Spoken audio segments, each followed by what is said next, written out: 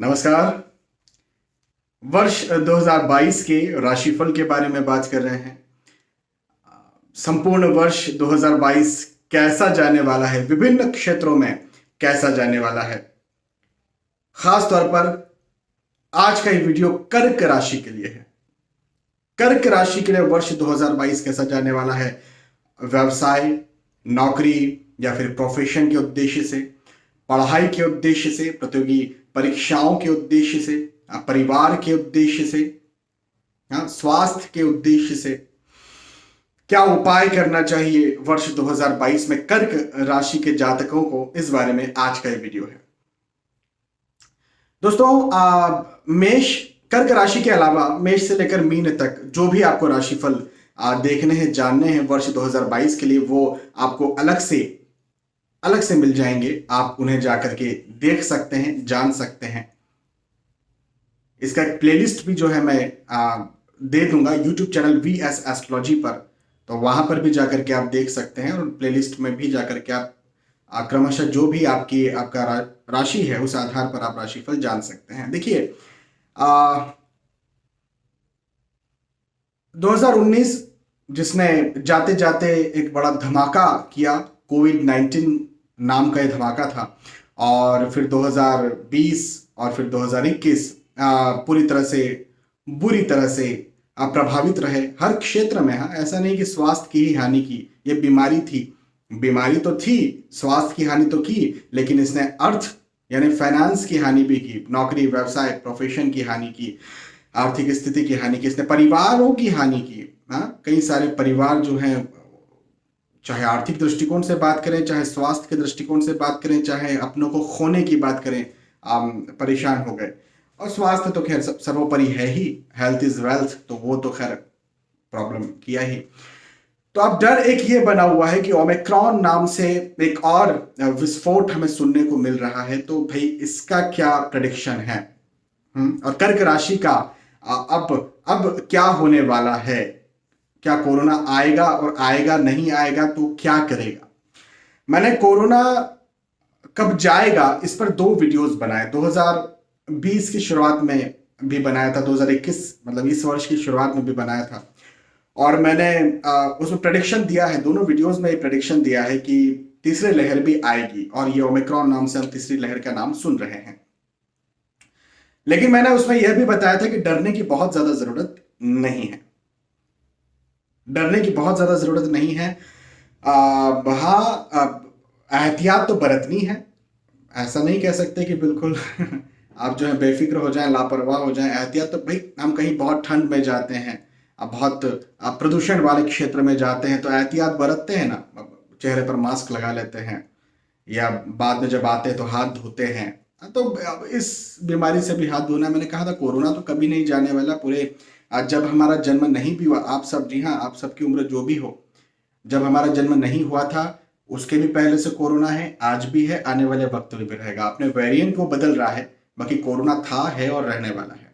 तो डरने का बात नहीं है। और अब हम ये जानते हैं कि इसका आपके कोरोना का भी, और फिर वर्ष 2022 के आधार पर, गोचरों के आधार पर आपके अलग अलग क्षेत्रों पर क्या असर पड़ने वाला। सबसे पहले व्यवसाय की बात करेंगे, नौकरी, व्यवसाय। तो व्यावसायिक दृष्टिकोण से देखिए, वर्ष की शुरुआत में अस्थिरता बनी रहेगी। शुरुआत मतलब क्या होता है? शुरुआत मतलब मैं कहूंगा मार्च अप्रैल तक का पीरियड। खास तौर पर मार्च तक हम कह सकते हैं, जनवरी, फरवरी, मार्च, ये अस्थिरता बनाने का काम करेगा। अस्थिरता मतलब हो सकता है आपको ये लगे कि मैं यदि व्यवसाय करता हूं या करती हूं तो मेरे जो ऑर्डर्स हैं वो सही से एग्जीक्यूट नहीं हो रहे हैं, ऑर्डर्स आ नहीं रहे हैं, या लोग मेरे पास आ रहे हैं, क्लाइंट्स, कस्टमर्स मेरे पास आ रहे हैं, मुझसे मिल रहे हैं, लेकिन वो एग्जीक्यूशन उनका नहीं हो पा रहा है। वो बोल तो देते हैं हाँ ठीक है, हम इंटरेस्टेड हैं, लेकिन बाद में गायब हो जाते हैं। तो ऐसी स्थितियां जो है कहीं ना कहीं आपको वर्ष के शुरुआती फर्स्ट क्वार्टर में बनती हुई नजर आती है। फर्स्ट क्वार्टर मतलब जनवरी, फरवरी, मार्च।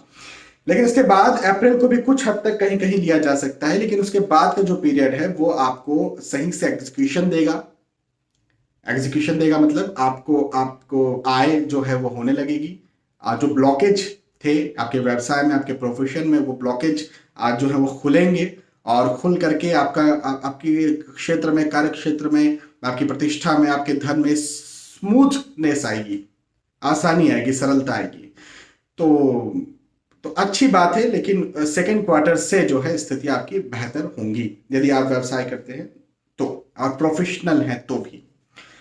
लेकिन वहीं पर यदि हम बात करें, आप यदि नौकरी करते हैं तो नौकरी के दृष्टिकोण से मुझे शुरुआती दौर में तो ऐसा कोई जनवरी, फरवरी, मार्च में तो कोई समस्या नहीं दिखती है।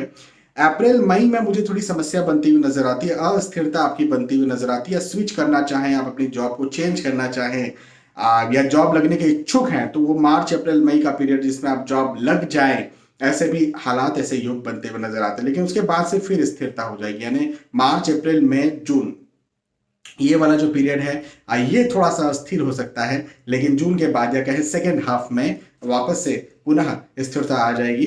और आय के दृष्टिकोण से देखिए, और यदि हम आय की बात करें, चाहे आप नौकरी करें, चाहे व्यवसाय करें, चाहे प्रोफेशनल हो, आय के दृष्टिकोण से वर्ष 2022 आपके लिए अच्छा जाएगा, प्रगतिशील होगा।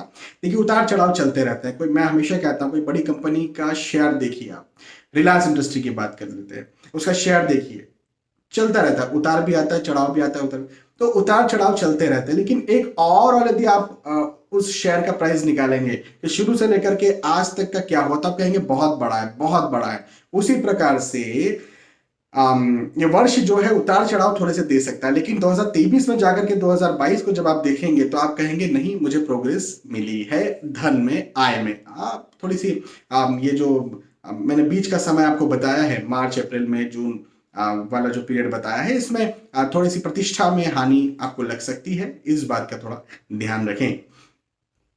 यदि नौकरी करते हैं तो तबादलों के योग भी हैं, स्थानांतरण के योग भी मुझे बनते हुए नजर आते हैं।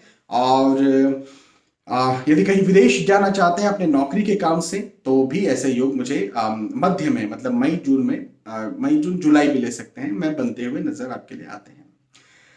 तो ये बात हुई व्यवसाय की, नौकरी की, प्रोफेशन की। लेकिन धन संपत्ति की बात करते हैं, आपकी आर्थिक स्थिति की बात करते हैं। अब देखिए, आर्थिक स्थिति नौकरी, व्यवसाय, प्रोफेशन से तो खैर जुड़ी हुई है, लेकिन कई बार ये पैतृक संपत्तियों से भी जुड़ी हुई होती है, या किसी कोई गिफ्ट से जुड़ी हुई होती है। हाँ, आपकी वाइफ हैं, या फिर माता जी हैं, या कोई हैं जिनके मायके पक्ष से कोई किसी को किसी प्रकार से धनार्जन हुआ, या कहीं कोर्ट केस चल रहा था धन संपत्ति को लेकर के, तो उसमें लाभ हुआ। तो ऐसी स्थितियों की यदि हम बात करें तो यह वर्ष आपको लाभ जरूर दिलवाएगा, लेकिन सेकेंड हाफ में, मतलब जून के बाद, यदि ऐसा कुछ मतभेद, वाद विवाद कहीं चल रहा है पैतृक संपत्तियों को लेकर के, चाहे वो किसी भी पक्ष में हो, लाभ मिलेगा। लेकिन द्वितीय जो सेकेंड हाफ जो है, वर्ष के द्वितीय भाग में आपको लाभ मिलेगा, जून के बाद से आपको लाभ मिलेगा। ठीक है, अच्छी बात है। इसके अलावा यदि घर परिवार की बात करें, पारिवारिक स्थितियों की बात करें, तो लंबे वक्त से कोई कार्य घर में रुके हुए थे, जो भी पारिवारिक कार्य हो सकते हैं, कुछ नई चीजें खरीदना हो, या विवाह हो, या मांगलिक प्रसंग हो, घर बनाना हो, जो परिवार से संबंधित होते हैं, जिनका इस्तेमाल या जिनसे खुशी पूरे परिवार को मिले। आपने मोबाइल ले लिया, अब इसका केवल इस्तेमाल आप ही करेंगे, लेकिन आपके घर में जो है फ्रीज आया, तो उसका इस्तेमाल पूरा परिवार करेगा। तो ऐसी स्थितियां जो कुछ लंबे वक्त से रुकी हुई, 4 व्हीलर आई, गाड़ी आई, तो पूरा परिवार उसका इस्तेमाल कर सकता है। तो यदि ऐसा कुछ रुका हुआ था, तो वो आपके काम जो है वो पूरे होते हुए मुझे यहाँ पर नजर आते हैं। और मैं आपको वक्त भी बताता हूँ, खास तौर पर वर्ष का आखिरी नवंबर, दिसंबर, और अक्टूबर, नवंबर, दिसंबर, एक तो ये वक्त है उन रुके हुए कार्यों को पूरा करने वाला, और एक मई, जून, जुलाई, ये वक्त है। तो इन 3 अलग अलग मैंने आपको महीने बता दिए हैं वर्ष में। इस समय आपके रुके हुए कार्य, जो कि किसी भी प्रकार से हो सकते हैं, पारिवारिक हो, उनमें वो पूरे होंगे। साथ ही साथ पारिवारिक मेल जोल भी इन बीच में बढ़ने वाला है, पारिवारिक सौहार्द भी बढ़ने वाला है। भाई सीधी सी बात है, यदि इन बीच में मांगलिक प्रसंग होगा, मांगलिक कार्य होगा, तो मेल जोल तो बढ़ेगा ना, सौहार्द तो बढ़ेगा। आप कोई नई वस्तु खरीदते हैं, वाहन खरीदा, तो निसंदेह परिवार के साथ जो है एंजॉय तो करेंगे। तो ऐसे योग मुझे बनते हुए नजर आते हैं, बहुत अच्छी बात है। यहाँ पर पढ़ाई लिखाई की बात कर लेते हैं। देखिए, पढ़ाई लिखाई में ये वर्ष आपको मेहनत ज्यादा करवाने वाला होगा। मेहनत ज्यादा करना पड़ेगा। हो सकता है आपको ये लगे बदले में उतना नहीं मिल पा रहा है, लग सकता है ऐसा कि मैं मेहनत कर रहा हूँ या कर रही हूँ 100 की, मुझे मिल रहा है 80 70, ऐसी स्थितियां हो सकती हैं। तो इस बात का जरा आप ध्यान रखें। कैसे ध्यान रखेंगे? 100 की मेहनत मत करिए, 150 की मेहनत करिए। भाई 100 में 80 मिल रहा है तो उस अनुपातन वैसे में 120 की मेहनत कर लीजिए तो 100 मिलेगा, 150 की मेहनत कर लीजिए 120 मिल जाएगा, दूसरों से ज्यादा मिल जाएगा। तो मेहनत ज्यादा करना है, थोड़ा कम मिलेगा। देखिए कई बार होता है कि कम मेहनत में कई लोगों को बहुत सारा मिल जाता है। ये देखा होगा, आपके आसपास भी ऐसे बहुत से लोग होंगे। बहुत से लोग ऐसे भी होंगे जो बहुत ज्यादा मेहनत करते हैं और उन्हें उतना नहीं मिल पाता है जितने के वो काबिल हैं। कई बार हम आश्चर्य में आ जाता है, अरे इसको ये नहीं मिल पाया, ऐसा कैसे हो सकता है? तो अलग अलग समय पर अलग अलग किस्मत जो है वो बन जाती है। लेकिन फिर भी हमें रुकना नहीं चाहिए, और जीवन में उतार चढ़ाव आते रहते हैं, पॉजिटिविटीज आती रहती है, नेगेटिविटीज भी आती रहती है, मेरे भी जीवन में आती है। मैं आपको यदि राशिफल बता रहा हूँ उसका मतलब क्या? मेरे जीवन में उतार चढ़ाव नहीं आते। परमात्मा प्रभु श्री राम इस धरती पर आए, उनके जीवन में आए। परमात्मा प्रभु श्री कृष्ण इस धरती पर आए, उनके जितने महापुरुषों का आप नाम ले लीजिए, भगत सिंह का आप नाम ले लीजिए, आप जो है महात्मा गांधी का नाम ले लीजिए, चंद्रशेखर आजाद, जिनका आप नाम ले लीजिए, जिनका आप नाम जानते हैं, क्या उनके जीवन में उतार चढ़ाव नहीं आए? आए हैं उतार चढ़ाव, आपके भी जीवन में आ रहे हैं। कोई बात नहीं, आप मेहनत ज्यादा करिए, सफल बनिए, ये इस वर्ष का आपके लिए मंत्र है। अब देखिए बहुत अच्छा मंत्र है ये, ज्यादा मेहनत करने पर मिल रहा है। मैं ये नहीं कह रहा हूँ कि ज्यादा मेहनत करेंगे तो मिलेगा नहीं। कई लोगों को फिजूल की मेहनत करते रहो करते रहो करते रहो लेकिन मिलता नहीं है। आपको मिलेगा, मैं ये कह रहा हूँ। तो ये एक बड़ी किस्मत की बात है, अच्छी बात है। स्वास्थ्य के दृष्टिकोण से यदि हम बात करते हैं तो भाई अपने शारीरिक स्वास्थ्य का ध्यान रखना पड़ेगा, खास तौर पर जो इम्यून सिस्टम संबंधी समस्याएं हैं, जैसे जैसे ये कोविड है, कोविड आया, ये किन लोगों को ज्यादा लगा? ये इम्यून सिस्टम जिनमें कमजोर रहा उनके लिए ये बड़ा प्रभावकारी रहा, बड़ा खराब रहा। तो इम्यून सिस्टम संबंधी जो भी समस्याएं हैं वो आपको यहाँ पर तंग कर सकती है।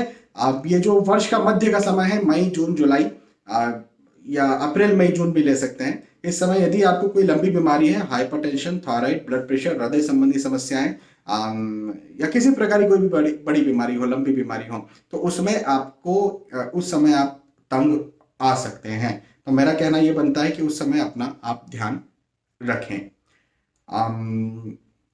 तो यहाँ पर हमने ओवरऑल चर्चा की है नौकरी, व्यवसाय, प्रोफेशन की, आर्थिक स्थिति की, स्वास्थ्य की, पढ़ाई लिखाई की, घर परिवार की। मुझे लगता है भौतिक जीवन में इसके अलावा तो कुछ होता नहीं। आध्यात्मिकता में हम जाएं तो मैं कहूंगा कि चूंकि आपकी राशि कर्क है, और कर्क राशि के स्वामी होते हैं चंद्र, तो उपाय के फलस्वरूप इस वीडियो के आखिर में मैं आपसे कहना चाहूंगा कि चंद्र किन के माथे पर विराजते हैं? भगवान शिव शंकर के माथे पर चंद्र विराजते हैं। तो भगवान शिव शंकर की आराधना करिए, भगवान शिव शंकर की आराधना करिए।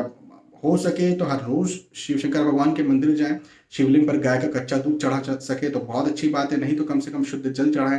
रोज नहीं हो सकता है, सोमवार तो जाएं, है ना। अमावस्या पूनम तो जाएं, भाई चंद्रमा के लिए बड़ा खास दिन होता है अमावस्या और पूनम।